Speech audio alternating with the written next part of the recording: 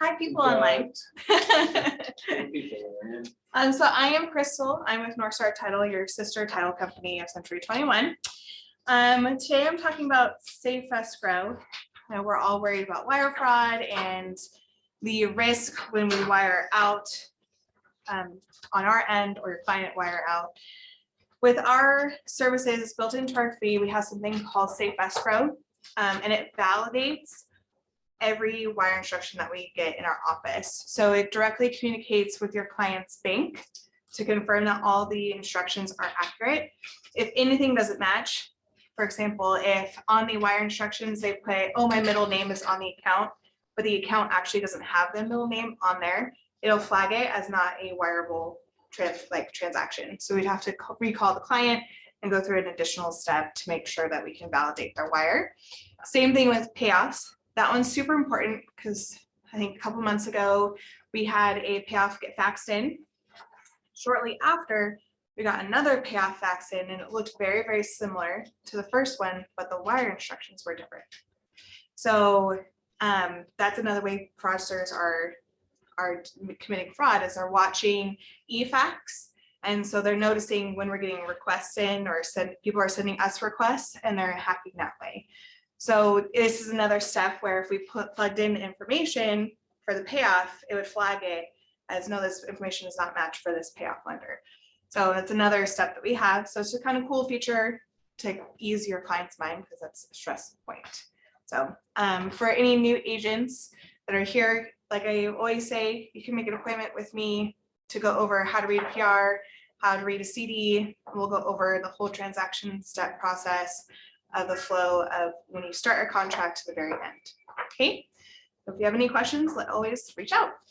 Thanks so much. Great. Thank you. All right, well, we're going to get going. So today's class is going to be talking about lead generation. We're going to be talking about how to make money, basically, right? So here's the question for you though. In real estate school, did they teach you how to sell real estate? Not at all. No. Yeah, what did they teach you? Laws. Yeah, essentially Rules. they taught you how to pass the test. Yeah. Right, that's it. So the idea of what we're going to start today working on is today is really going to be about, okay, so now how do I actually go out and implement this and how do I go make money in real estate is really the objective of what we're going to talk about. So today's lead generation day one, part two of this will be on Thursday that we will go through. So I do have someone kicking us out of the room today at 11:30 though. So which is fine. That's probably about when we would be done anyway ish. But whatever we don't get to today, we'll finish on Thursday. So here's where I want to start with though, is I want to start with basically showing you what the journey to your success in real estate is going to look like. Okay. So let me draw on here. This is the learning curve or half of a bell curve. So this, what you're looking at, this green line is the learning curve. And then I'm going to break this down into other sections. And we're going to talk about these four sections for a minute, because what happens, so just kind of so that you guys know my background, I've had my license since 1996. I think is when I first got my license. Yeah, it was February of 96. And I got my real estate license. I have spent since about 2004-ish, 2005 really probably, is I have spent training real estate agents. So I've spent the last 16-ish years training agents and specifically helping new agents get their business up and running. And so what I'm going to show you is part of what I see happen, and also, so partially to show you what I see happen, but secondarily to that, show you what you need to do so that you don't fall into the trap that most agents do. Because 13 out of 14 people who start into real estate will not make it 2 years in the business. And so we're going to talk about why that is, and also talk about how do I avoid that happening to me so that I don't end up being one of the 13 out of 14 that fails out of the business. Okay. So what happens is, because, and the reason I started this thing by saying, did they teach you how to sell real estate in real estate school, is because it fits with what we're going to talk about now. Because nobody really taught you in real estate school how to go out and make money in the business, what happens with most agents is they come into the business, and the first phase that we go into is what we would call the activities phase. Okay. In the activities phase, what is going on is this. Meaning, for most people, when they first got their license, if day 2 of you getting your real estate license, somebody were to say to you, I want to sell my house, or I want to buy a house, and you were asked to sit down and fill out the contract, how would have you felt inside in that moment of like, okay, write an offer for You me? have to have a mentor. Okay, You have yeah, to be with someone who's already successful and they're willing to take their time yeah. to spin you up. And thankfully, in today's world, we have a lot more of that goes on, meaning there are a lot more teams that take place, which helps with that a little bit. But prior to that, and even still with that, what ends up happening is we feel like I can't go out and start trying to generate business yet because I don't know what I'm doing. And if somebody asks me, what if I don't know the answer? And what if I don't know how to process, whatever it looks like. So what ends up happening is we get stuck in this activities phase. Now, this is an important piece. I don't want to take away from that. The activities phase is an important piece of the process. But what happens during the activities phase? In the activities phase, what's going on? And this is where we are learning, like, okay, well, actually, let me back up for a minute. The other struggle that people have is when they get their real estate license and they come into real estate, most of the time people are coming from a business world where they were an employee. And as a result of being an employee, they come into real estate feeling like it's going to work the same way. When in actuality, you are an independent contractor, which therefore, like, this is going to sound harsh, but nobody really cares if you show up or not. I mean, we do care, but to some extent, if you don't show up, like if you didn't show up to your first day on a job, well, I always use Chick-fil-A since it's right out the window here. Let's assume you were starting at Chick-fil-A. If you didn't show up on the first day, they're probably going to call you to say, where are you? Versus in real estate, if you don't show up, we're probably not going to call you the first day, maybe even not the first week, to say, hey, we haven't seen you around. What's going on? Because you're an independent contractor. Well, as a result of that, people come into the business and they feel like they expect somebody, like if you were working at Chick-fil-A, that there would be somebody there to greet you and say, okay, here's what we're going to do today, and this is how your job goes, and all that kind of stuff. Well, because that doesn't necessarily happen in real estate, we get here and we feel like, okay, I've got to learn how to do this before I can start to go out and generate the business. And so what ends up happening then is we feel like, okay, well, I got to learn how to fill out a contract. I need to learn how to get on the MLS. I need to figure out, how do I even access the office? What if I had an appointment at night and the office is closed? How am I going to get in the office? Well, I should learn how to do that. Like, all of the activities phase is all of the stuff that is about getting ready to get ready. And the problem that agents have is that what happens is we feel like, I don't know really what I'm doing, and I need somebody to guide me. And until I have that, I need to get ready so that when I'm ready, I'll be ready. And as a result, what happens is people get stuck here in this phase. Now, assuming this green line is income, how much money do you make in the activities phase? Yeah, zero. Which, now remember, part of what we're talking about is 13 out of 14 agents will fail out of this business within 2 years. Well, part of the reason is because they never get out of this phase. Okay, so here's what I want to say to you guys. This is an important piece, meaning you do need to learn how to get on the MLS. You got to learn how to fill out a contract. You got to learn all of those kinds of things, but don't get stuck there consistently. It's okay to be here for a week or two, but no longer than that. within a week or two of you having your license, which I know a lot of you probably already had it longer than that, but don't get stuck in this phase. We got to get out of this phase as fast as we can and move over to the next phase. Now, the next phase is what we would call the contacts phase. Now, so let me explain this. So, in fact, let me use the example of when I got my real estate license. So prior to coming into real estate, I worked at a bank. I worked for a bank and I worked out in their operations department, where basically what would happen is my department would research errors that people had on their accounts at the bank.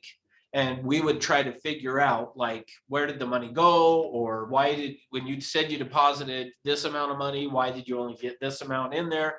All of that kind of stuff is what I had done. So, and my whole life growing up, I always have been one that when I got a job, I would go to whoever the boss was and be like, all right, tell me what to do. They would tell me what to do. I would go do it. And then as soon as I was done, I would go back and say, okay, now what? Like, I always have been kind of like, wanted to be busy, not like wanted to get away from the work. And so I would constantly be going and saying, what should I do? What should I do? Well, so I got my real estate license. And I remember the first day I go into the office, and the first thing I remembered is sitting down. So the manager had given me a cubicle, and I go sit down at the cubicle and I start looking around, and I'm like, okay, like, where is everybody? There's like nobody here. What's going on? And so I'm trying to figure out, like, what are people doing? And I can't really figure out what anybody's doing because, number one, there was hardly anybody there. So I went to the manager and I said, what should I do?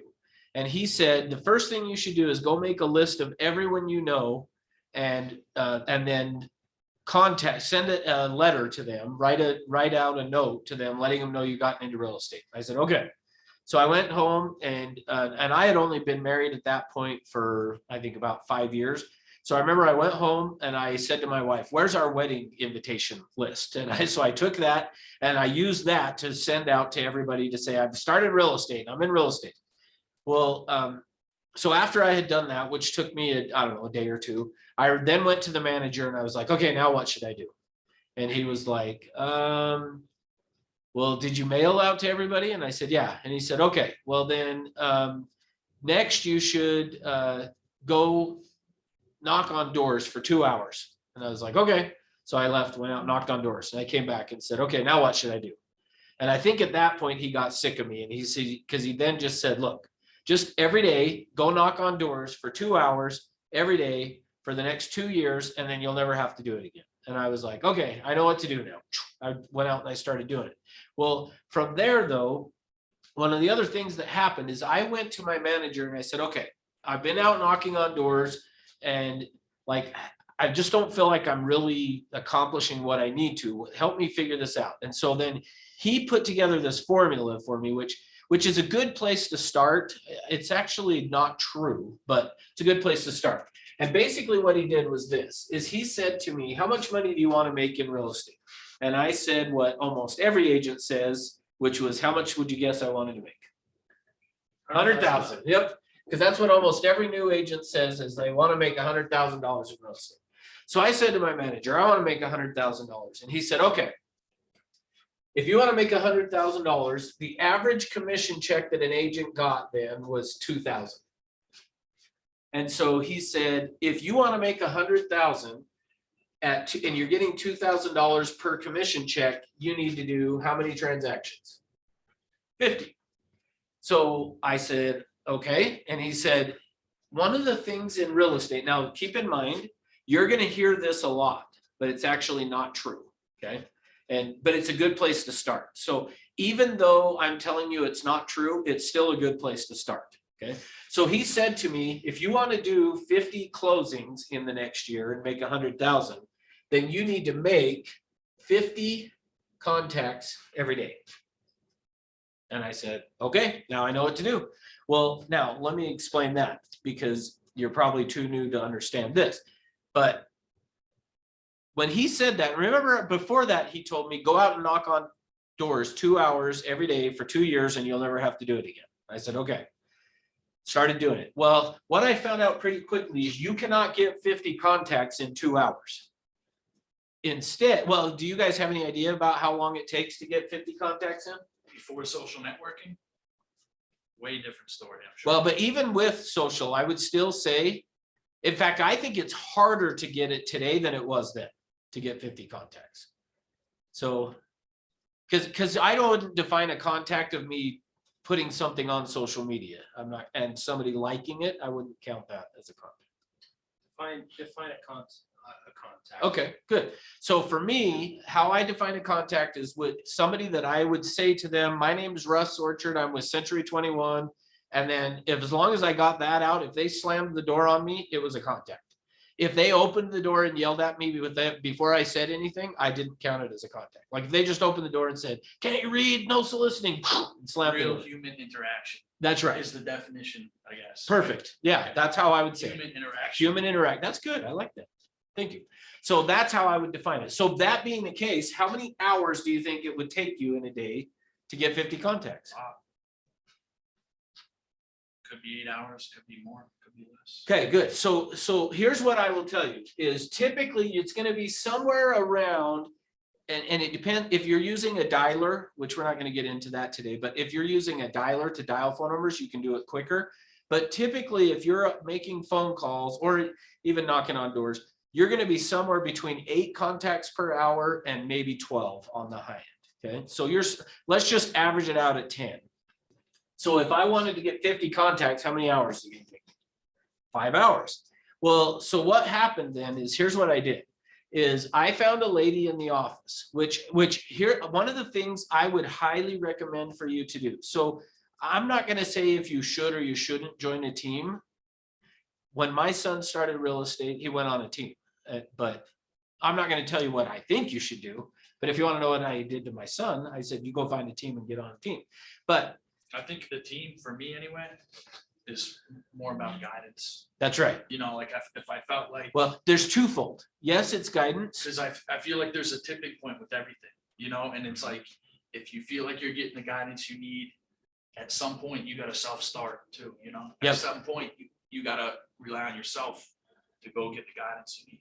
Good. Yeah. So the second piece that I would say that's the advantage is accountability. So in the event you decided you didn't want to go on a team, because they're not for everybody, I will agree with that too. But what you do need is somebody to be an accountability partner. And I don't know why I did this when I first started, because I don't think I was smart enough to know I needed one.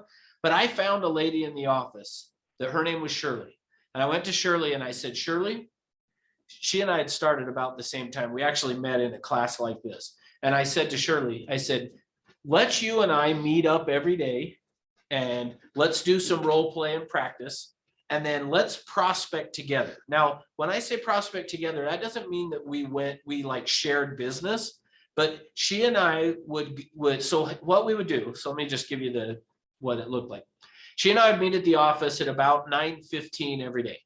Then at about 9:30, we would go into a conference room and we would do some role play and practice for about 15, 20 minutes. Then she and I would meet out at either her car or my car. We would jump in the car.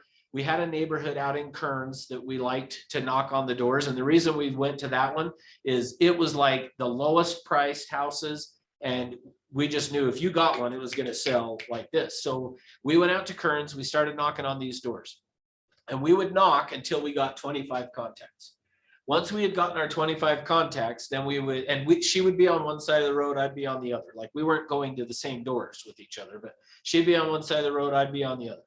Then we'd get our 25 contacts, we'd go back to the office, go do our own thing for lunch, and then we would meet up at about 2 o'clock in the afternoon, and we would call until we got our other 25, which so typically we were somewhere between 4 and 5 hours is what it would take us every day to get to our 50 contacts. Well, I was doing that and doing it every day. Now, after about 18 months of doing that, 50 contacts a day, I was nowhere near making $100,000. In fact, I was probably around 35 or 40,000 is probably what I had made from doing that. And I was doing 50 contacts a day. Now, so this is part of why I say to you, you're going to hear, even within our own company, you're going to hear people telling you, however many contacts you make on a daily basis is how many closings you will do. And it's a good place to start. It's something good that we do to get people started. But I'm going to tell you, it's not true. And what I mean by that is I did it for a year and a half and I consistently made 50 contacts every day, but I was not getting 50 closings out of that 50 contacts a day. Now, let me give you the reverse side of that, of where I say it's not true. Our top producing agent in Utah is down in St. George, and he makes 50 contacts every day. To like even still today, he does 50 contacts every day, and he makes close to $2 million. So meaning he closes way more than 50 transactions off of 50 contacts every day, versus me as a brand new agent who doing this was making 50 contacts a day. And I think that first year and a half-ish, I had done like, I don't know, 17 closings, something like that. So to me, and again, I'm not saying that to be negative, but I just like part of, for me, I believe power comes out of telling the truth. So I want to tell you guys the truth, but I'm going to show you how I overcame it. Because what happened is I was doing the 50 contacts a day. But if again, go to this green line in terms of income, how much money are you making off of the contacts phase? Yeah, like there is some that's made, but it's not a lot. And so what happened then was this. So I had been about a year and a half in the business. Actually, I was probably closer to 2 years. And I went to a training, and the guy, this training that I went to was a guy that he lived in La Jolla, California, but he had come here to do a training. He actually now lives in Park City, but he had come here to do a training. And I went to this training, and at the training, he started talking about like making $100,000 and and I raised my hand and I just said, I'm frustrated. And he said, okay, why? And I said, because I want to make $100,000 in this business. And I'm doing everything, like I told him, what I already told you guys. I am a person that's like, just you tell me how to go be successful and I will go and do it. And I said, I've gone and done everything everybody's told me to do, but I'm not making the 100,000. And so then that led to a discussion that he and I had. And he then drew this on the board. And he said, and after he had asked me a few questions, he said, I know what the problem is. And he said, I can help you get to 100,000 or more, but what you've got to do is you've got to be willing to get out of this contacts phase and go into the next phase, which is what we're going to talk about next. And I said, tell me what to do and I will do it. Like that is just the way that I am. Like you tell me the path of how to do it and I will go and do it. So he said, okay, here's the problem. You're stuck in the contacts phase. In the contacts phase, what happens is this. So the first principle we're going to talk about today is this. So we're going to talk about probably, well, we'll see how many we get to. Maybe I shouldn't tell you how many there are, just in case. But we'll talk about a few. So the first one, though, is focus. Whenever you are prospecting, whenever you are lead generating, working on growing your business, the first key important thing is your focus. And here's what he said is your problem, my problem that I had was I was focused on making contacts. And he said, the problem is when you go out and prospect, what happens is you go get contacts. And here's the thing I will tell you, for me, when my objective was to get 50 contacts every day, I would go home every day feeling like I worked really hard because again, as I already told you, it took between 4 and 5 hours to get to 50 contacts. And so I would go home feeling like I had worked really, really hard. He said, here's the problem. Your focus is on contacts. So what that means is when I went out prospecting, what I was focused on was getting a contact. And he said, let me introduce you to the next phase in this journey to your success. And this phase is what we would call the appointments phase. So I'm going to abbreviate it, but APPTS is what I'll put, but that's the appointments phase. Now, what do you notice on the learning curve when you look at that green line on the appointments phase? It goes up. Yeah, it's the steepest part of the curve. But again, if you thought of it in terms of your income, it also it happens pretty quickly, right? And so what happened was this, is he said, here's your problem. Here's what my issue was. And so for you guys, in fact, actually, let me even stop and say this. I wish in real estate school that they would incorporate this at least as part of teaching you, like on day one of real estate school, they should, they should start it at least with saying like, this is the process you're gonna go through, because like I said, most get done with real estate school and they just get stuck here because nobody ever tells them what to do. Because it's all attorneys who teach, you know, Yeah, and who come up with the test. It's all attorneys. Yeah. So that's their way of thinking is. it's typically not people who are successful in real estate is real. Yeah, what you're saying is right on. It's the biggest challenge. And in fact, actually, let me even say it this way to you. Most managers in real estate, and I'm not speaking of from our company, I'm just talking, across the nation. Most managers, people that are managing in terms of real estate, don't really know how to teach somebody to go out and do it. Therefore, they don't do it. They don't teach because they don't really know what to tell you how to do it, if that makes sense. So okay. So yeah, I wish that we could start like day one of real estate school ought to be like, this is what you're in for. This is what it's going to look like. Okay. All right. So what he said is, instead of, when you go prospecting, instead of focusing on getting a certain number of contacts. Oh, let me back up actually. The other thing he said is, he said, if there was a way that I could teach you where you would prospect half as much. So now remember, I was doing between 4 and 5 hours. And he said, if there was a way you could prospect half as much, so instead of 4 to 5, 2 to 2.5 hours of prospecting, but double your income, would you be willing to do it? And I said, remember I already told you, just tell me what to do and I'll go do it. I said, sign me up. And he said, okay, here's what it is. He said, instead, when you're prospecting, instead of focusing on contacts, instead you need to focus on one new appointment every day. If you don't learn anything else from what we're going to talk about today, and I've still got some good stuff for you, but if you don't learn anything else that what we talked about today, if you will, in your prospecting, have your objective, your focus be setting one new appointment every day, it will work.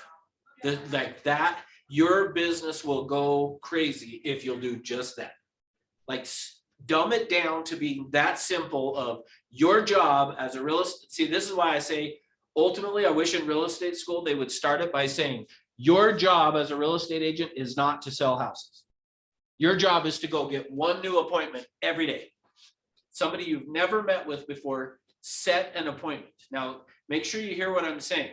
I didn't say keep an appointment, just set one new appointment. Get somebody who you've never met with before to agree to meet with you. I don't even care if they ever show up to the appointment. They don't have to.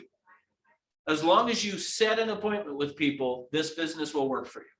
Like that is, if you want to know the secret to success in this business, I just gave it to you. Set one new appointment every single day with somebody you've never met with. Now, like I said, I don't even care if they show up. It doesn't matter if the people ever show up to the appointment for wherever you set it. The magic in this business is setting one new appointment. So here's what this guy said to me. He said, go set one new appointment. So instead of prospecting to get 50 contacts, you're going to prospect until you set an appointment. And I was like, okay, I'll do it. Now, him understanding what now I understand that you guys don't understand yet, here's what he said to me. Okay, so what that means is that tomorrow, when you go to the office, you're going to prospect until you set an appointment. And I was like, yeah, I get it. And he's like, no, I'm not sure you do get it. So let me say it a different way.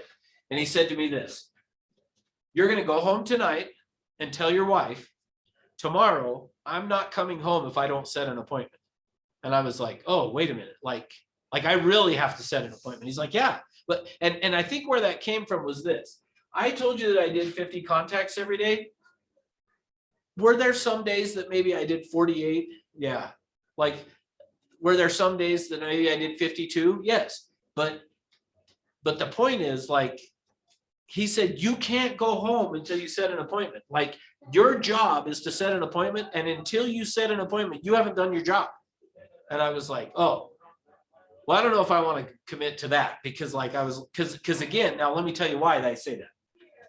Because I was doing 50 contacts every day. So let me say that differently. I was doing 250 contacts a week. And you know how many appointments I would typically set in a week doing 250 contacts in a week? 1, maybe 2, if I was lucky. So now all of a sudden he's telling me you got to do one every day and you can't go home until you set it. Now, but also remember that he said, if you'll do this, you'll prospect half as much, but double your income. And I was like, okay, I don't understand how that's going to work. But he finally just said, will you commit to doing it for 1 week? Now, so this was on a Tuesday that he said that to me. And so he said, starting tomorrow, Wednesday, you're going to show up to the office and you can't go home until you set an appointment. And then same with Thursday, same with Friday. And if you work Saturday, same with Saturday. If you work Sunday, same with Sunday, Monday, Tuesday. And then we were going to be meeting up in this class again on a Wednesday the next week. And so he said, basically for every day you work, and he said, you can have 2 off. So in the next 7 days, you need to set 5 appointments. And I was like, ooh, I don't know. And he's like, just for 1 week, just will you commit to set 1 new appointment every day? And I said, okay, I'll do it. So I went home that night. I told my wife, hey, starting tomorrow, I have to set an appointment or I can't come home. And she said, well, we have to go do blah, blah, blah in the evening. So you better get your appointment. Now, let me ask you, with that being the premise, if that was you, and keep in mind, I had been showing up to the office about 9:15 every day. If I said to you tomorrow, you cannot go home until you set an appointment, what time would you start work tomorrow? Early as possible. Okay, good. Yeah, that's exactly what happened. Now, I always worry when I say that the people are going to be like, well, I just won't go in. Then I'll have to set an appointment. I'm just kidding. All right. So yeah, for me, I was like, okay, I got to get an appointment. So I was scared about doing it. So the next day I showed up at the office 7:30 in the morning. Now, the reason I showed up at 7:30 is as far as telemarketing goes, the laws in terms of telemarketing is you can't start until, if you start before 8 o'clock, you're breaking the law, basically. Okay. So for me, it was like, okay, I'm going to get there at 7:30. I'm going to look up all the expired listings that had come on the market, which we'll go through and talk about expireds and for sale by owners and stuff too. Back then, we didn't have services that would give us for sale by owners. The way we found for sale by owners was you went and bought the newspaper, and then in the classified ads on the newspaper, it would have all the for sale by owners listed. So I, on the way to the office, stopped and got a newspaper. When I got to the office at 7:30, I sat down, pulled out all of the for sale by owners that were in the newspaper. I went and got on the computer, printed off all the expired listings, looked up, the way we looked up the phone numbers back then was we had a book that was called the Coles Directory. It was about this thick, and it was by street. So it was like a phone book, but in street order. So you'd go to the address in alphabetical of the street, find the street, get the house number, and you could get the phone number for the person. So I went through and did all of that, had it all lined up so that at 8 a.m. I could jump on the phone and start calling. Now, this class that I had gone to, remember I told you I would prospect with Shirley? She didn't go to that class. So the next morning she shows up at like 9:15 and I'm already on the phone going like crazy calling. And about 9:30, I set an appointment. And so I hung up. Oh, I forgot a key piece. The other thing that this guy told me is once I set my appointment for the day, I had to go home too. So it was like, once you you can't go home until you set an appointment. But as soon as you set the appointment, then you have to go home. Like he said, you can do work. Like if you have appointments, like don't no-show the appointments, like do your appointments, but don't just be at the office to be at the office. He said, once you set your appointment, your job is done outside of, if you've got paperwork you got to do it. If you've got appointments, then go on the appointments. But outside of that, be done, go home. So 9:30, I set my appointment. And Shirley says, all right, let's go role play. And I go, okay. So I go in and role play. We get done with role play and she goes, okay, let's, who's driving today to go out door knocking? And I said, oh, I'm not going door knocking today. Now, the thing that was good about Shirley, she was a great accountability partner because Shirley would not take no for an answer. Like she would tell me, no, you're going door knocking. So she says, you're going door knocking. And I said, no, I can't today. And she said, why? And I said, well, because I went to that class yesterday. And in that class, the guy got me to commit to just set one new appointment. And once I set my appointment, then I have to go home. And she was like, yeah, that's dumb. And I was like, well, it's only for a week. And she's like, yeah, but you're going to miss out on a whole week's worth of business by doing this. And I just said, well, it's the deal I made, Shirley. So sorry, like I'm not going door knocking today. So I didn't go door knocking. I got all my stuff done. I went walking it. So I had other things that I still needed to do. So I didn't get home until about noon. But I go walking in the house at noon and my wife's like, what are you doing here? And I said, I set my appointment. I'm done. And she's like, I don't know if this is a good idea. Because again, my wife was seeing me work all day to come home and have done 50 contacts, and we were barely making it. Like, I don't want to give you the impression like I was killing it in real estate. Like, it was a scenario at about that time. My wife had said, I had one deal under contract that my wife said, if that doesn't close, you got to go get a real job. And luckily it closed. And it was during that time, right when that closed, that this started to happen, and I transitioned to here. Now, so let me fast forward. So a week goes by. Every single day I have set my appointment before noon, every day. Now, after the week goes by, I go back to the class. The guy says, how did it go? And I said, wow, like I set more appointments this week than I would have probably in a whole month before that. And he said, what changed? Now, so let's go through that for a minute, because remember, part of what we're talking about here is focus still, okay? So part of what changed was my focus was on setting an appointment rather than making a contact. Now, let me show you what that looks like though. So here's what would happen before. So when I was focused on contacts, and I'm glad you had already brought up what defines a contact and how you said it, is what this is what it looked like for me before. So remember, if my objective was to get to 50 every day, and I already told you it took 4 to 5 hours. So my objective was to get there as fast as I could, which meant this is what it looked like. So if I knocked on your door, knock, knock. Hello. Hi, my name's Russ. I'm with Century 21, and we just listed your neighbor's home down the street. It's got 4 bedrooms, 3 baths, a 2-car garage, listed for $200,000. Who do you know that wants to move into the area? I don't know anyone. Don't know. Okay. So how about you? Have you thought about selling your house at all? We just moved here like 3 years ago. Oh, okay. Well, here's my card. If you hear of anybody, let me know.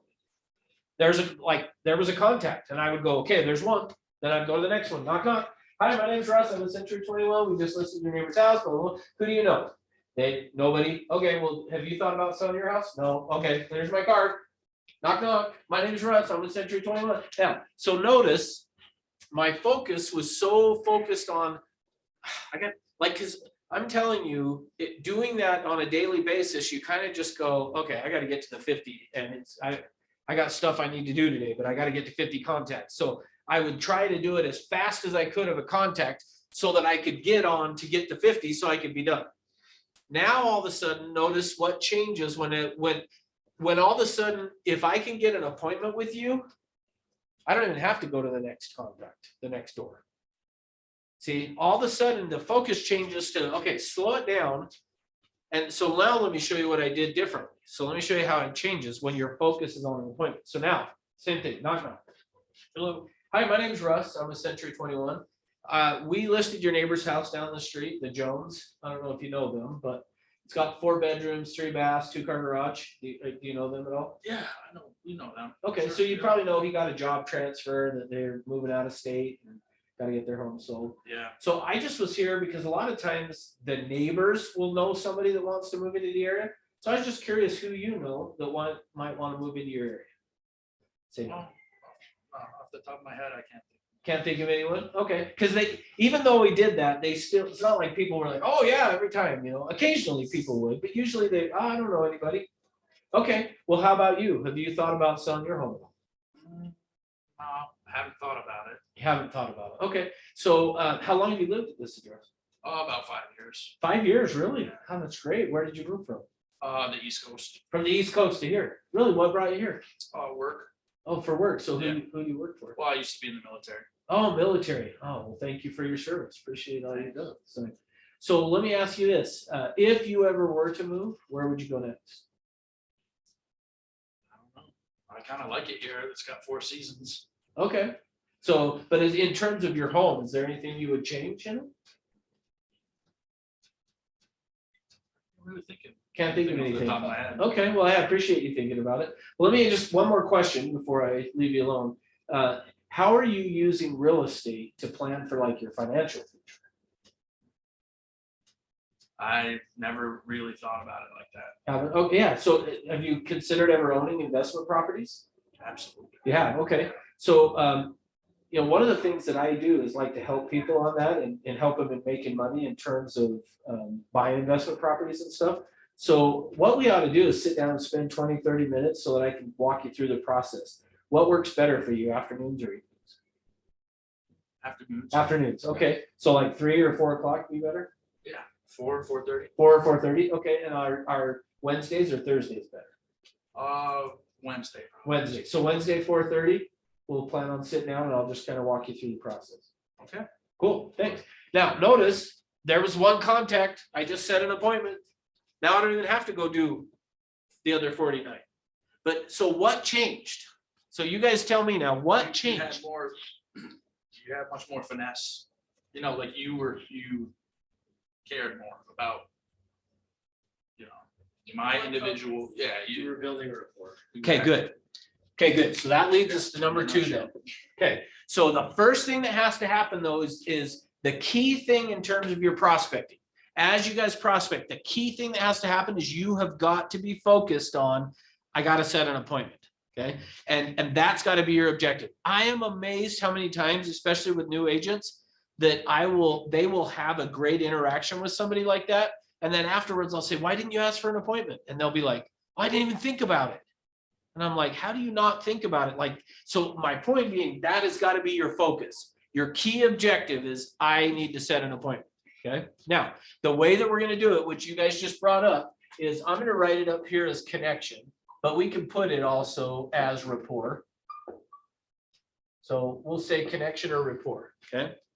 So that in order for you to set appointments, to get appointments set, in fact, let me back up for a minute. How we're gonna do this, I didn't give you guys a very good overview of what we're doing today. So like I've been a little panicked of like, we gotta be done at 11:30. And so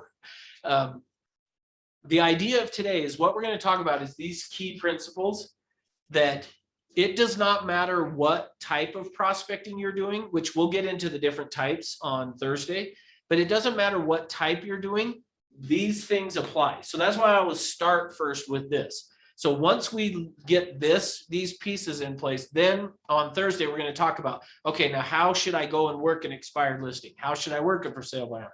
How do I go and work the different areas, the avenues? So we'll talk about the different avenues you can prospect. But first, these things are going to apply no matter what type of prospecting you're doing. Does that make sense? Okay. So in order for you to set an appointment with people, what you've got to do is you first have to have that be your focus. Then second is it's through creating a connection or some rapport with the people. Now, how do we do that? So now the way we're going to do that is we first start by asking a question. Okay. You have to start by first just asking people a question. After you have asked the question and they respond, then what you're going to do is you're going to repeat back what they said and affirm. Okay, so I'm going to repeat back what they said and then affirm. Okay, now let me show you what that looks like. Most agents, actually, let me do it. All right, I'm going to pull the screen down and show you guys a video here. For you guys on Zoom, I'll share it with you so you can see. Oh, I forgot to tell. Yeah, for you guys on Zoom, make sure you put your name, first and last name in the chat box so that I know who was in class. I had everyone here sign in. If you guys would put it in the chat box, it would be great. Lens, photo printer, SD card.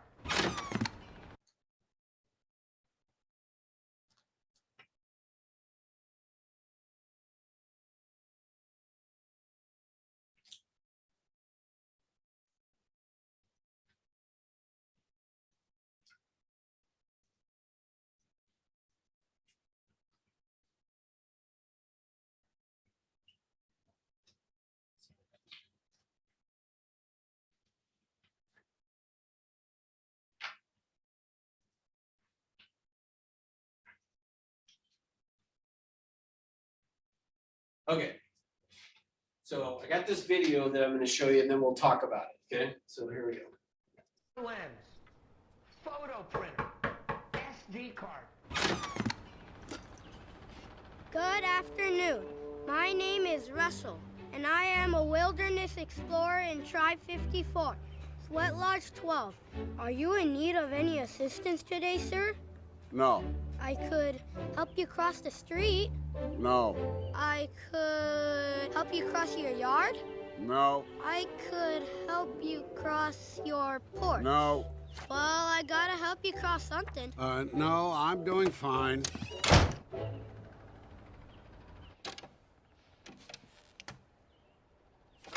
Good afternoon. My name is Russell, and I am a wilderness explorer in Tribe 54, Slow down. Sweat Lodge 12. Kid, Are you in need of thank any you, but I don't assistance need any today? help.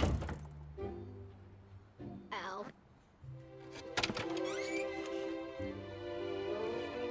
Proceed. Good afternoon. Let's skip to the end. All right. So here's the question for you. How much connection did that kid need? Yeah, so typically what happens is that I've noticed is that's what Russell there sounded like is what most real estate agents sound like when they're prospecting. Meaning, this is what they sound like. Hello. Hi, my name is Russell. I love that. You sound like a robot. My name's Russ. I'm with Century 21. We just listed your neighbor's home for sale. It's got 4 bedrooms, 3 baths, and I just was curious who you know that wants to move in the area. Not off the top of my head, I can't think of it. Okay, well, what about you? When do you plan on moving? I haven't thought about it. Okay, how much connection is there? Does he want to keep talking to you? Stop and think about when you get the telemarketer calls and you answer it and you're talking to them on the phone, how quickly can you tell they're reading a script and that there's like zero effort to creating a connection, right? That, like, it doesn't take you very long at all. So how do we do it? Well, the first thing we're going to do is we got to ask the question.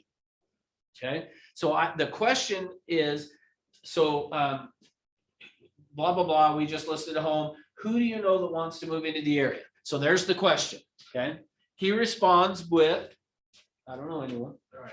Okay, now when they respond, the secret to this working, guys, is you then have to repeat back what they said. Now, in the event that they say a whole bunch of things, you're not going to repeat everything that they said back. You may repeat back the last 1 to 3 words that they used or summarize the concept, okay? But we got to repeat back what they did. So now watch. So who do you know that wants to move in the area? No, I don't know anyone. Oh, you don't know anyone. See, now notice you don't know anyone. Whatever he says, I'm going to repeat it back to him. But then we want to affirm it. So I'm going to say, so you don't know anyone. Well, hey, I appreciate you thinking about it. Or you don't know anyone? Oh, well, that's great. Something along the lines of we want to affirm. So on the affirm, we either want to affirm positive if what they've said is positive, or if it was negative, then we wouldn't want to respond with, oh, that's great. Like, meaning if I said to him, who do you know that wants to move into the area? Oh, well, my mom just died. And so I really don't even have time to think about it. I wouldn't want to be like, oh, your mom just died. That's great. Like, instead, you're going to say, oh, your mom died. Oh, I'm sorry to hear that. So we're going to do this repeat and affirm. The affirm is either positive or in a negative. If what they've said is negative, then we're going to be sorry or whatever. Okay. So we're going to ask the question, then we're going to repeat back what they said, and we want to affirm it. So because can you feel the difference from the very first time I did it to the time that I set an appointment with you? Like, you were okay talking to me and all that, right? Yeah, you were more relatable. That's right. And so the reason why is this. Here's the key thing to remember. The number one human need outside of our physiological needs that we have, and then obviously safety, to feel safe, but is to love or be loved, or acceptance is maybe another way of saying it. We all want to be accepted. So part of what we're doing by repeating back to them is we're repeating back what they said, and then we're making them right with whatever it is, or we're going along with them. Okay, so part of what makes us relatable is I'm repeating back what you said, and then just saying, oh, that's great, or I appreciate, or at least even saying, hey, why, you don't know anyone? Well, I appreciate you thinking about it. Like, that's how I'm affirming it back, is I appreciate. Then what I'm going to do is ask another question. So now watch. So, okay, well, how about you? When do you plan on it? Me and my wife have never really talked about it before. Oh, you haven't even talked about it? No. Really? Okay. Now, so now on that one, let me show you what I did. On the affirm on that one, I actually, on that one was planting kind of a, some doubt by saying, you haven't even thought about it, really? So I, Maybe we didn't know something. yeah, that's right. And then you're gonna get the wheels turning. That's right. So what I'm doing by doing it that way is, so you haven't even thought about it, really? Okay. And then I'm gonna go to the next question. So, okay, so you haven't even really thought about it, really? Well, so how long have you lived at this address? 5 years. 5 years. Now, so this next piece, I'm gonna introduce another layer to this on this, okay? So watch this. So in fact, we're gonna do that again, but pay more attention to my face even than what I say or do, okay? So how long have you lived at this address? 5 years. 5 years, really? Yeah. Now, notice what I did there. Now, on that, sorry, I don't know if you guys on Zoom could see with where I was standing, but what I did is I'm involving then body language into this. So let me explain this. UCLA did a study on communication, and here's what they found: is 7% of communication is the words that we use. Okay, so 7% of when we're communicating is words that we use. 38% of our communication is the tone or the inflection that how you say things. And then 55% of our communication is body language. Okay, 55% of communication is body language. Now, That doesn't surprise me at all. yeah, it You know, should. like when you see someone roll their eyes, it says a lot, you know? Oh, You absolutely. don't have to say a word. you know? Yep, that's right. You can watch people's body language, which now, by the way, another good book that you could read on this is, I lost the author's name, but the name of the book is What Every Body is Saying. So meaning like their body language, what every body is saying. I can't think of the guy's name that's the author, but he was a FBI interrogator or something. And he talks about how these micro expressions that we make communicate so much. Okay, so let me show you what I mean. So 7% is the words that we use. See, if I get home tonight and I were to say to my wife, oh, I sure hate you. Like, that's not going to go over real well. Even though I might have said it in a nice tone, like, hey, I really missed you today. I really hate you. Like, notice the words, even though they're a small percentage, they're still important, okay? But then how you say it makes a big difference. Because look, even if I use the right words, see, if I walked in the house tonight and said to my wife, I love you, what's the message I just sent?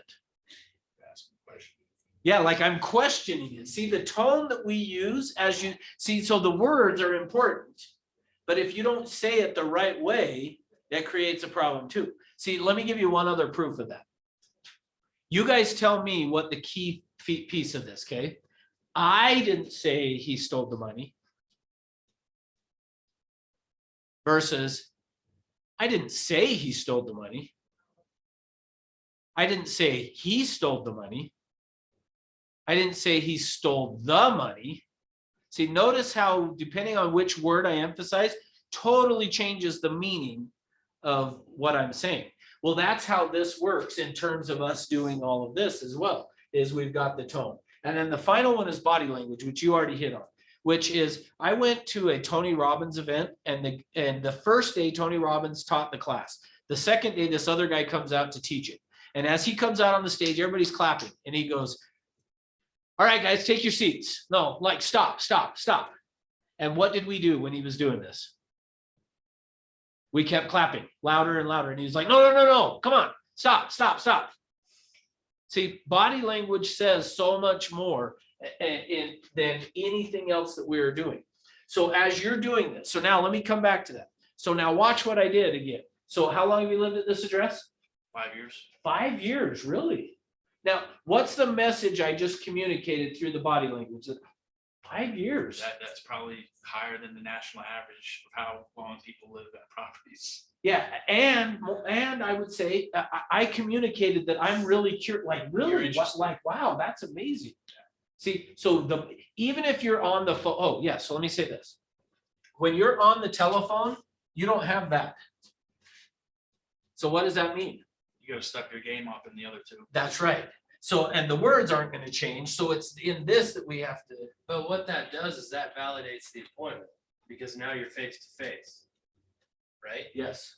Yep. So that's why it's so much more important to set an appointment, because you want to get in front of them. That's right. Yeah, show the body language, the words, the tone, great.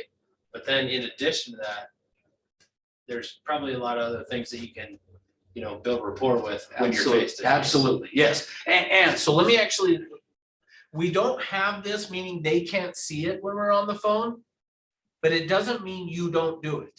In fact, what I would say is the body language part, if I were on the phone, so watch, I'm gonna not look at you. So now let's do it. So it's ring, ring, and we've done I just listened to your neighbor's home, blah, blah, blah.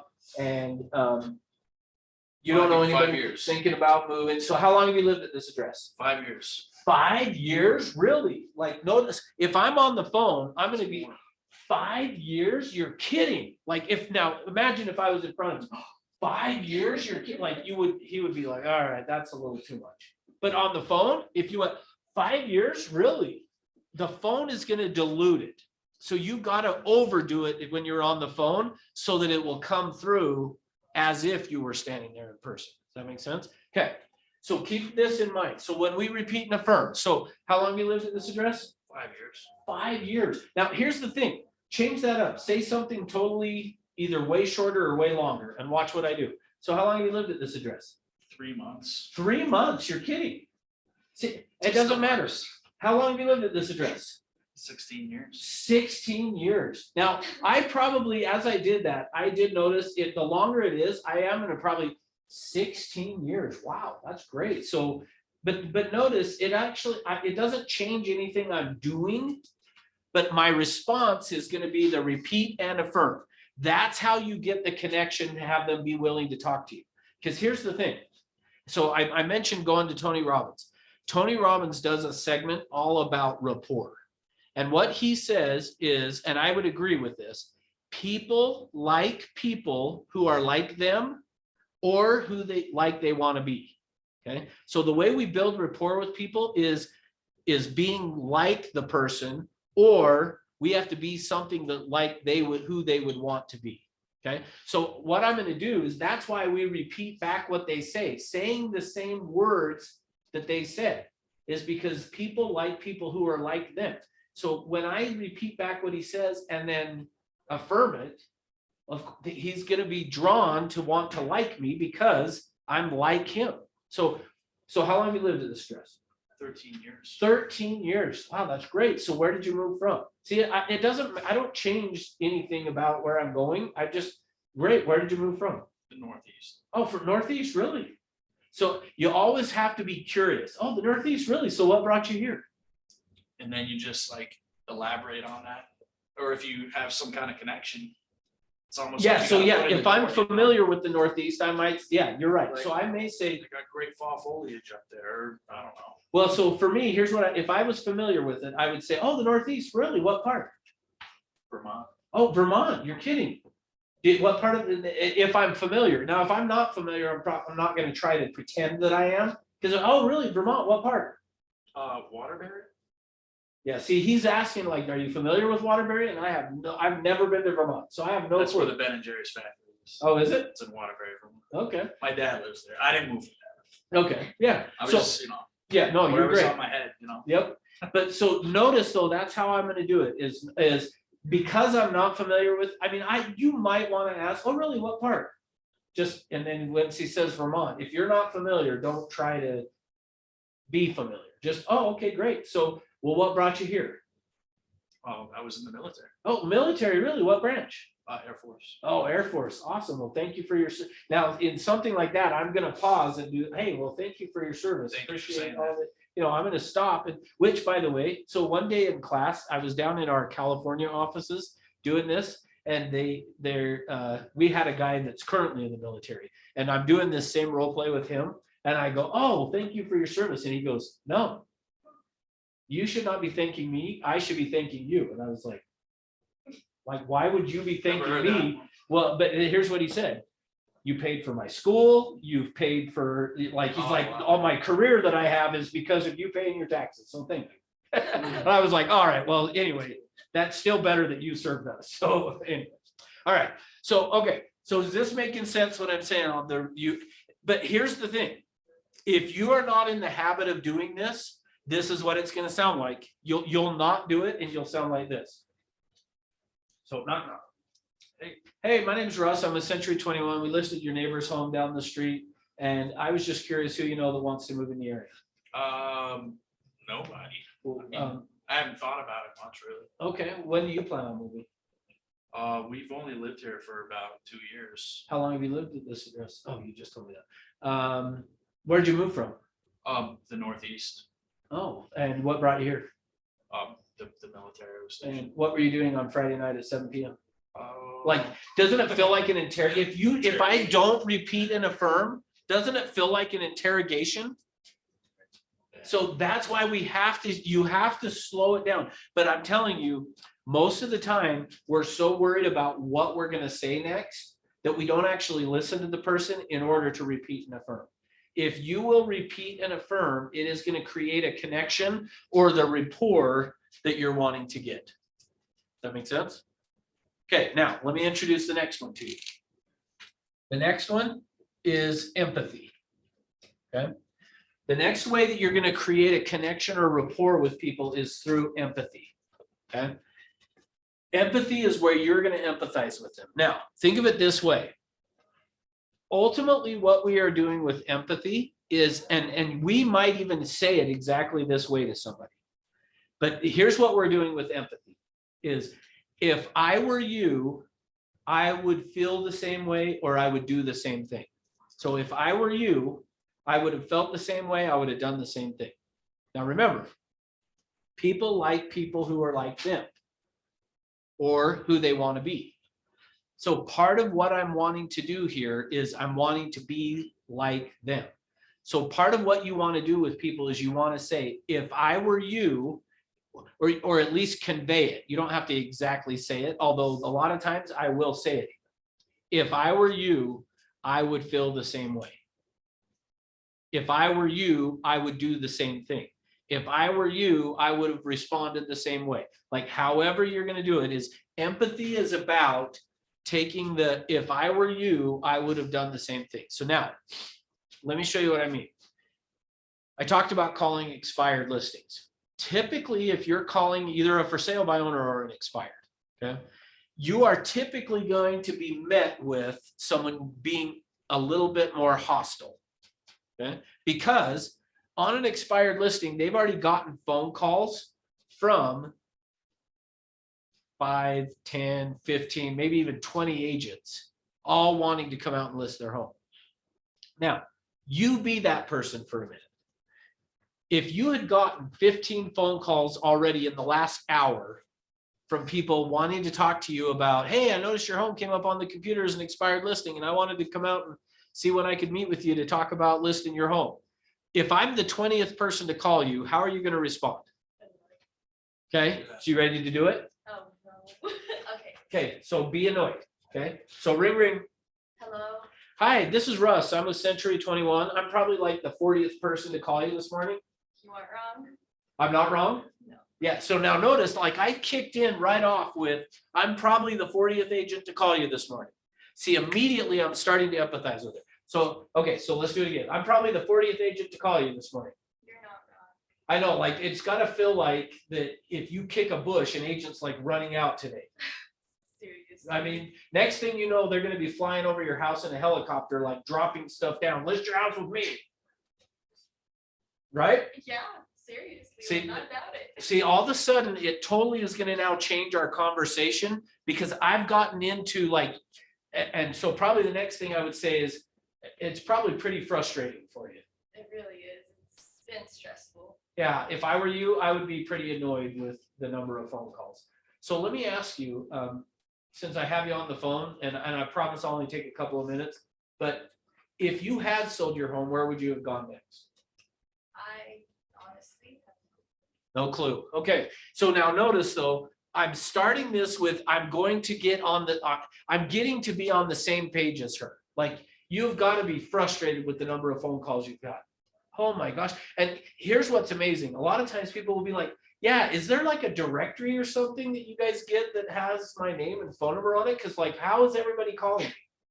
But see, all of a sudden, the fact that they're asking me questions, there's a connection and a rapport there that they, because other agents are not doing that. This is what other agents are doing. Ring, ring. Hi, my name's Russ. I'm with Century 21. I noticed your home came up on the computer as an expired listing, and I was calling to see when you plan on interviewing agents for the job of selling your home. I'm not too sure right now. I have a lot of options available to me, so I'll have to get back to you. Okay, so, well, if you had sold, where were you gonna go? Like, they do not try to create a connection or rapport. They're just going right into Good question. all They're of just these things. steamrolling you. Yeah, but if you'll slow it down by empathizing, like, look, I'm probably the 400th agent to call you. Like humanize the. Yep.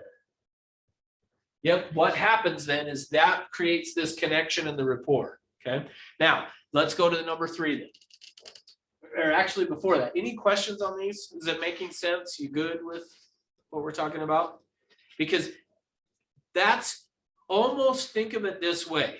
The idea of this connection and rapport is about earning the right. You've got to earn the right for them to be willing to keep talking to you. And the reason I need to do that is so that I can do number 3. Number 3 then is so that I can create value. I have to do something to create value. Okay, now let me show you what I did in terms of creating value. Is it Joaquin or Joaquin? Joaquin with the M. M, okay, Yep. Joaquin, okay. So what I did with Joaquin was I said, after I had done all of this, which all of the asking of those questions of where did you move from, how did you choose this area? Oh, I don't know if I even got to that, but where did you move from? What brought you here? All of those kinds of things were all about creating the connection and rapport so that I could then get to creating value. Now, let me show you what I did. What I was looking for is a way, part of my questions in here are designed around trying to find a way to create value.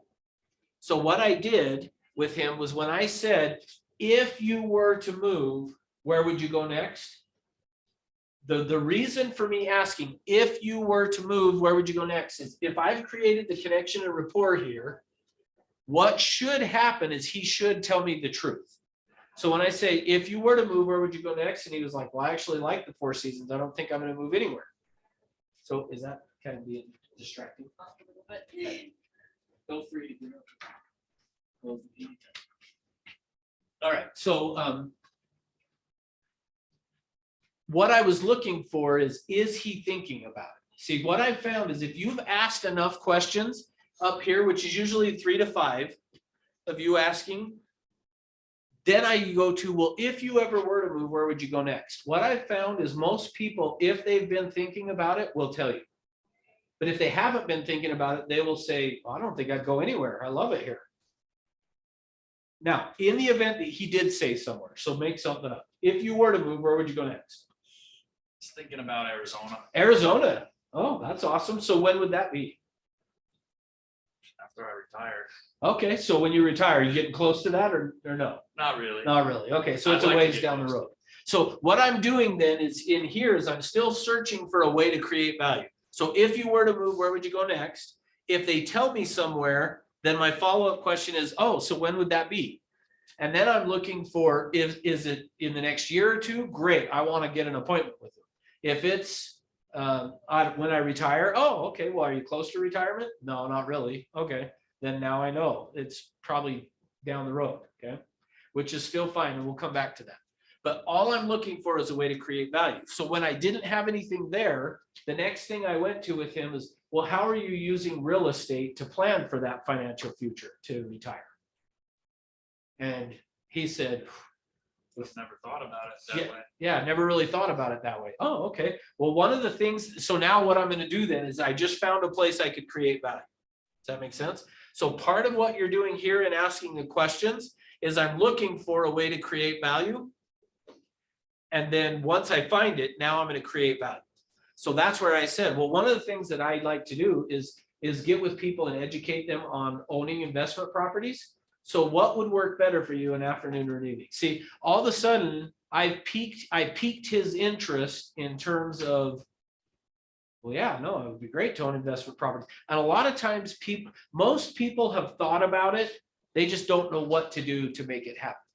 So for me, hey, have you considered how you might use real estate for your financial future? Well, I've thought about it, but we haven't really done anything. Oh, okay. Well, now I know where I can go then to create that value. Okay. So you're always looking for a way to create value. So now let me do like an internet lead. Let's say that somebody had signed up on an internet website. I need to create value for that person. Okay.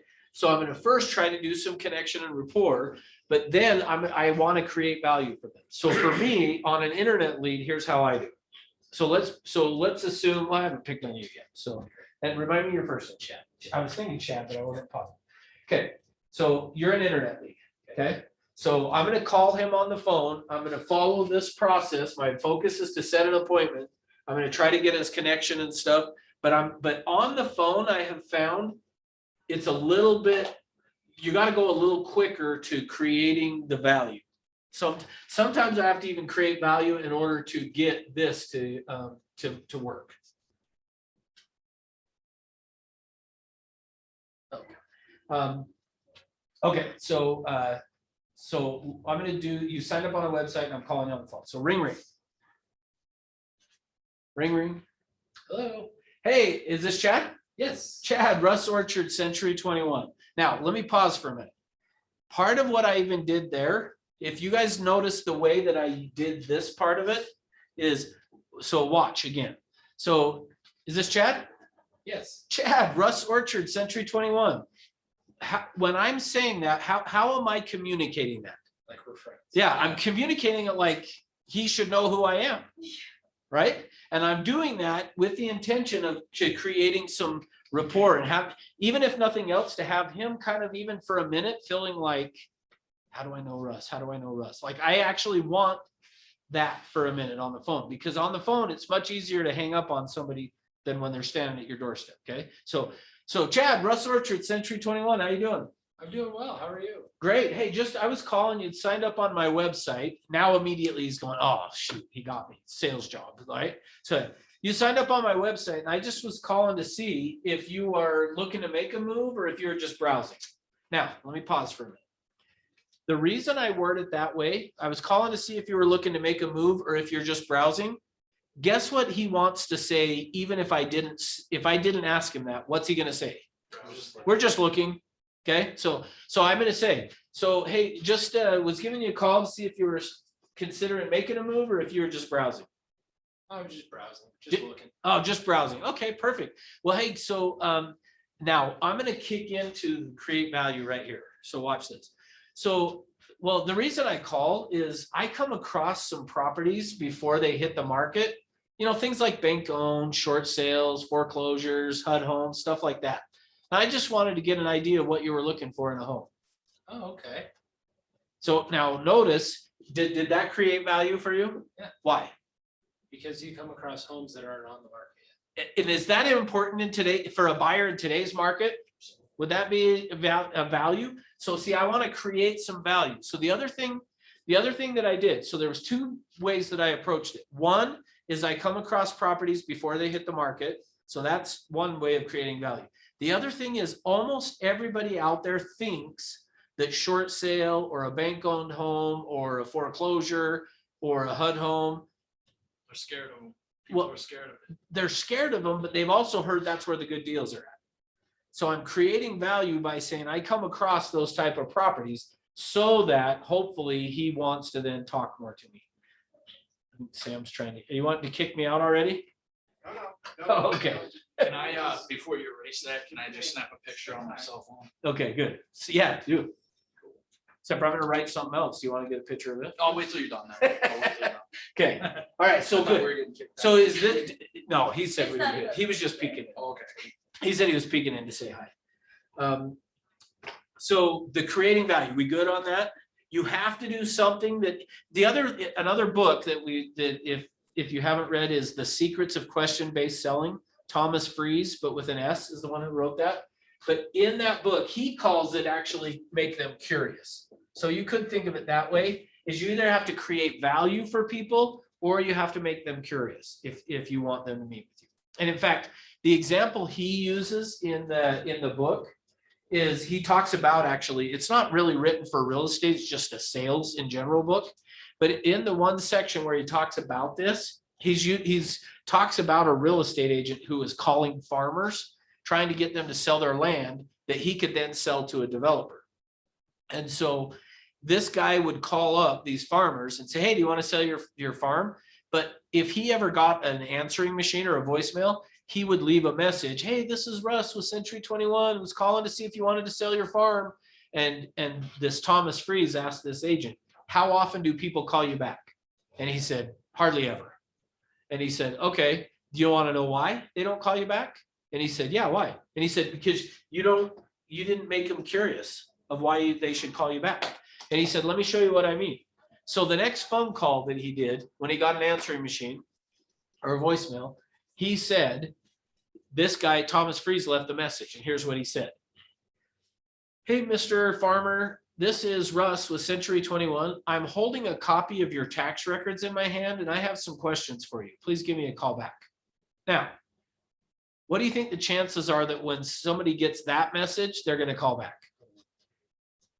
Because they're curious, why are you holding my tax records in your hand? And what are the questions that you have about my tax records? What's wrong with my tax records? So they would immediately, the guy called back and said, yeah, I just was calling you back because you said you had a question on my tax records. So what did you need? And he just said, well, I just was curious. It says on here that you've got this much land. Is that correct? And he says, yeah. And then from there, he moved into then talking about and ended up helping the guy sell. So keep in mind, part of what you're doing, I am not a big advocate of leaving voicemails. But if you do, it better be something to make the people curious or they won't call you back. Like they are not going to call you back if they're not curious. So you got to leave a message that makes them curious to want to call back. All right, last one. Then we'll wrap up till Thursday. And is it kind of to get creative in that curiousness a little bit? What do you mean? Well, and what I mean by that is I'm kind of starting my second week of doing calls, Okay. right, and leads and stuff like that. And I've experienced kind of what you just talked about. But using your example of the farmer, I have the listings of what they've clicked on, stuff like that.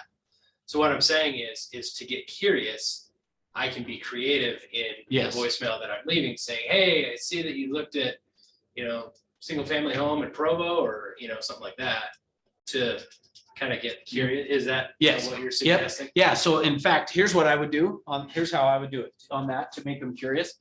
So let's say that there was a home in Provo. And I was calling you. So I called, hey, Chad, I get your voicemail. Right. Hey, Chad, this is Russ with Century 21. Hey, I noticed that you were looking at this property on XYZ Street in Provo, and I've got some non-public information on that house. Give me a call back. So, because the idea is, so I've got non-public information about the house. Now, when they call back though, what's the non-public information that you have?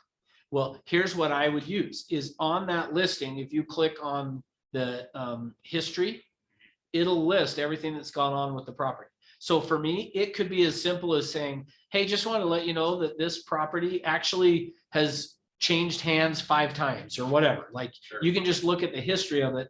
Or let's say that they've done some price reductions you could say, hey, I just wanted to let you know, they've done 2 price reductions. The home was first listed on this date. They reduced the price on that date and then again on this date. And therefore, like, it almost doesn't matter. Just find some non-public Right. or look at the agent remarks on the MLS. That's going to be non-public information that you could share with them. So just find something that, so yes, what you're saying is right on. Be creative with finding something that's non-public that you could talk to them on if they call you back. Agent, what you said? Agent remarks Agent remarks. on the MLS, the agent remarks. All right. Last piece of this, and so what we'll do Thursday is we'll pick up on this because I'm not going to be able to give it the justice probably we need to, but I'll at least introduce it. So then the 4th thing that you have to do in order to set an appointment is you have to close. You got to ask for the appointment. Now, the way I always do it is what you heard me doing with Joaquin, which is, so what works better, afternoon or evening? And you notice I kind of just started with what works better for you, afternoons or evenings. Once he told me that, then I said, okay, 3 or 4. Then he said, whatever. And then I was like, okay, well, is Wednesday or Thursday better? Like, I just totally am giving him options. But there's only 5 ways in the English language you could ask for an appointment. And here's what they are. Is what time, which time, how soon, when, and where. And where really is more about like where we're going to meet. But so those are the only 5 ways in the English language you can ask for an appointment. If you say to somebody, can we get together? You are not asking for an appointment. You're asking if it's possible to get together. And the answer to is it possible to get together is yes. The question is, do they see enough value? And if they do see the value, then what time are we going to do it? Or which time? So for me, when you heard me saying, are afternoons or evenings better, is just a version of this, which time. Meaning I could have said, which time works better for you, afternoon or evening? So it's, but I typically like to do that or when. So like going back to what you had brought up, Chad, if it was on the property they had looked at or something, I might call you up and say, hey, Chad, I noticed you had looked at this house on our website 3 times. When would you like to go see it, the inside? Like I might do that as a way to ask for it. I had that happen today. Did you? I asked when, hey, I'd love to, go out and take a look at some homes and get our feet wet. And just kind of start to see what you're looking for. When would you like to go out and, do some showings? And he instantly said, well, I'm already working with an agent. I said, great, thank you. I appreciate you taking the time. That call was done, Yeah. because Yep. like he's already working with He's already another doing it, agent. yeah. So I just moved on to So that one appointment. I sometimes on those, when they say they're working with an agent, I will say, oh, that's great. Have you signed? I don't want to step on anyone's toes. Have Right. you signed an agreement with them? Should I be asking that? I would. Okay. Because if they haven't, so let's So role they're play. not working with an agent. So yeah, because here's what I've found is most of the time, outside of our company, most companies don't train agents to sign a buyer broker before they write an offer. Right. So for me, so let's role play it. So you just said, I'm working with an agent. Okay, so I don't want to step on anyone's toes. Have you signed an agreement with them? No, but I just like to keep the money with my family and friends. Totally understand. And if I were, now notice, I'm going to go right here. Hey, if I were you, I would feel the exact same way. Let me ask you though, Chad, if I found the property and brought it to you, would you be willing to use me? Yeah. You would? Okay, Yeah. see, then I'm going to pursue it. Sure. Because at that point you haven't signed, so you're really not in a committed Hopefully agreement. bear a little bit more. And then if the fact of me saying, if I found a property and brought it, would you be willing to use me? If you said, no, I'm keeping it with my family, then I'd go, okay, good luck to you. All right, so close. What time, which time, how soon, when, and where? If what I hear agents saying, things that I hear them saying is, can we get together? Which again, can we get together is more asking about if it's possible. And we already know it's possible. The only question is when. What time, which time, how soon, when, or where. And the other one is, would you like to? Would you like to get together? If you're saying stuff like that, would you like to get together? You're not asking. Because what would you like to get together is asking is if they would like it. And it doesn't matter if they like it or not. Like, I don't like going to the dentist. So if you said, would you like to go to the dentist? Well, no, but I need to, so I'm going to go. Okay. All right. we'll stop for there for today, because Sam's got to get in here in 5 minutes, but,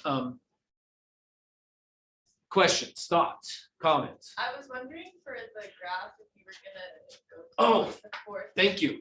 Yes, thank you. This last one is the transaction phase.